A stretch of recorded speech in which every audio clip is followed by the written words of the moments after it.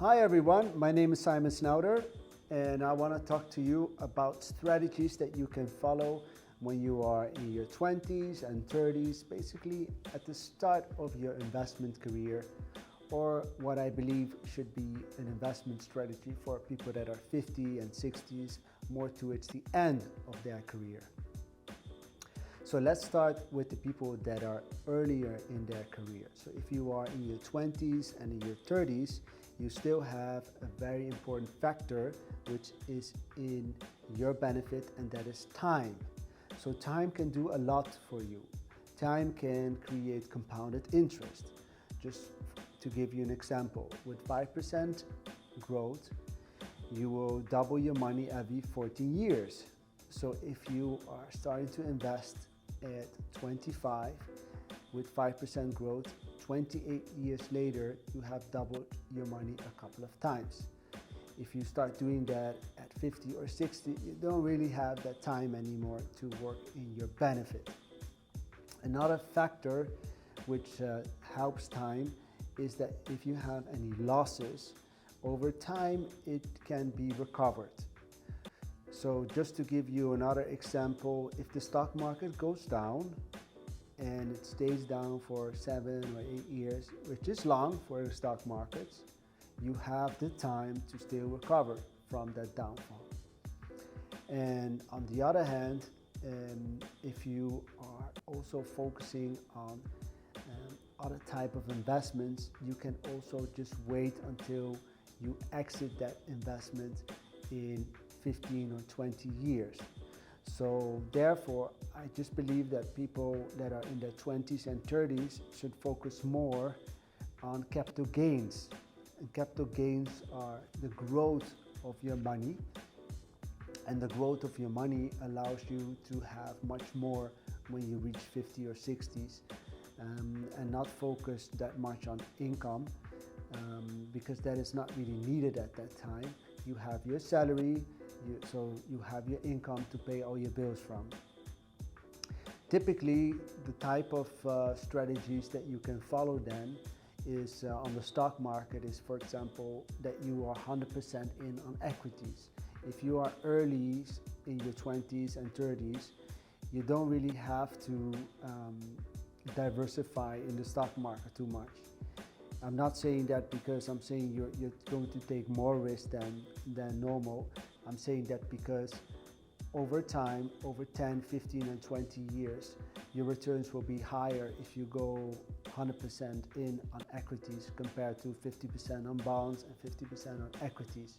And because time is on your side, and if you decide to invest for a really long time in the stock market, then with 100% equity portfolio, you will get just a higher average return on your money. Also, focus a lot more on asset classes that are easy understandable, easy accessible. Don't make it too complicated for yourself. If you're in your 20s and your 30s, your knowledge on investing typically is not exponential or very experienced yet. So that means that over time you gain more experience, you understand more about what works, what doesn't work, what you should have paid more attention towards. So if you can invest into investments that are more straightforward, something you understand, something that makes sense, also something that you can enter into without diving into a black hole. So you should be able to do your own research on it.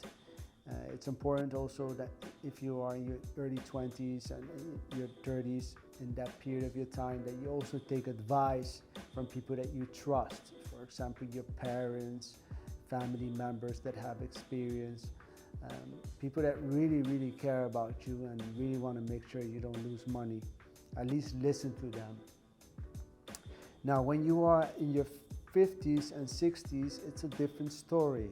Investing becomes a different strategy. In my opinion, you should focus more on shorter positions. So your investment horizon for investment should not be anymore 10, 15 or 20 years, because first of all, who knows, you have that time left to grow your money. Maybe you're coming more towards the situation where you want to enjoy your money. So you should not have it locked in for such a long time. Also, investments are more focused on income generating assets. So cash flow is king because it's a replacement of your retirement.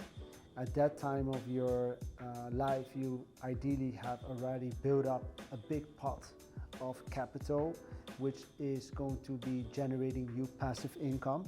And that passive income is then your replacement for your salary.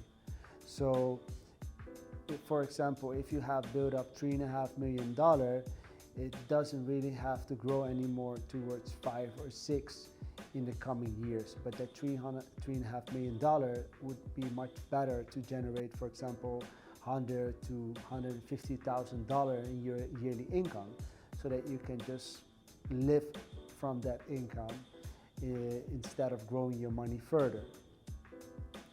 Also, it's important that you focus more on tax efficient withdrawals. So if you are a resident in a country, you also need to look at how you're going to get that cash flow towards yourself.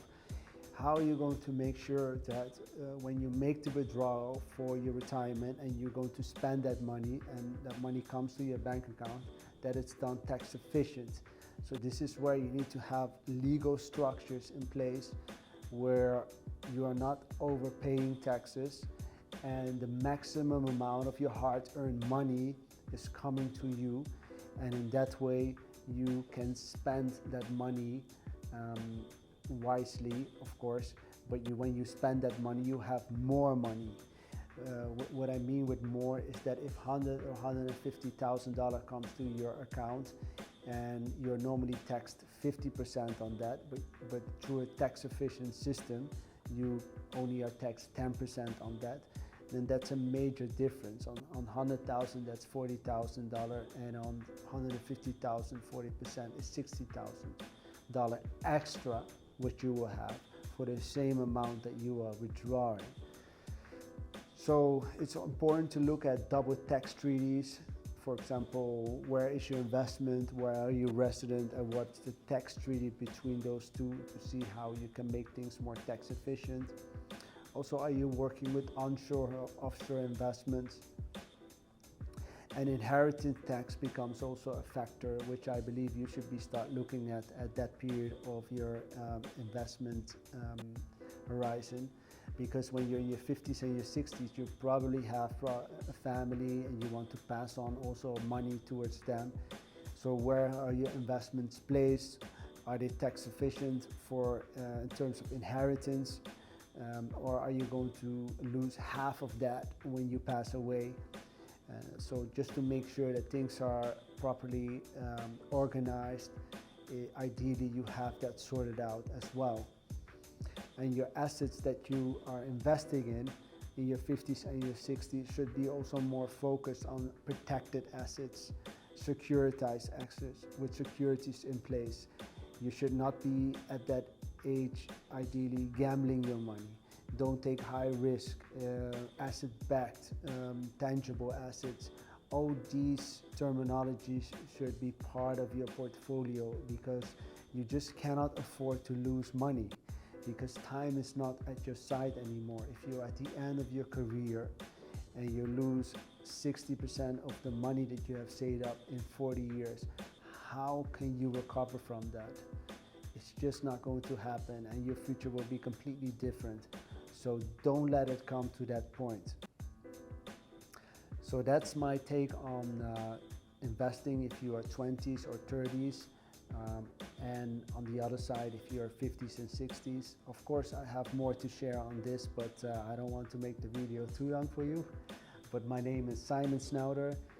Thank you for listening to me, and see you in my next video. Goodbye.